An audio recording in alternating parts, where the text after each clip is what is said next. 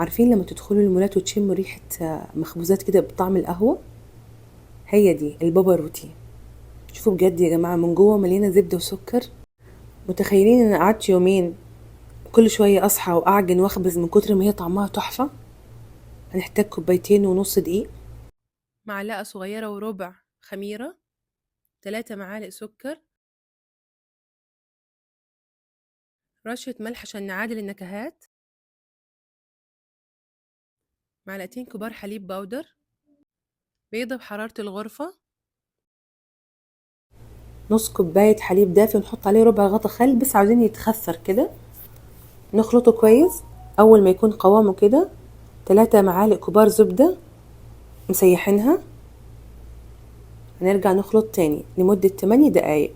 نغطي العجينة ونحطها في مكان دافي لمدة ساعة. تعالوا نعمل الطبقة التانية، 3 معالق كبار زبدة و3 معالق كبار سكر، معلقة كبيرة نسكافيه ومعلقة كبيرة مية سخنة ونخلطهم كويس. أنا ما عنديش مضرب كهربائي بس الأفضل مضرب كهربائي. بعد ما ندمجه نحط بيضة، بعدين نحط تلت كوب دقيق، نتأكد ان هما بقوا يعني مندمجين تماما.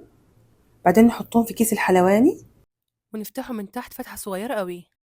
العجينة بعد ما اتخمرت نكورها كده، مكعبات زبدة تكون في الفريزر، شوية سكر، عندك اختيار سكر بني او سكر ابيض، ونكور الكمية كلها كده.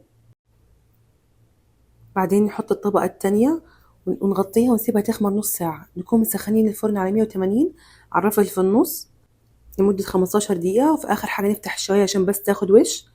وبعد ما تطلع ممكن نحط عليها في القلب مربى فراولة أو صوص التوفي.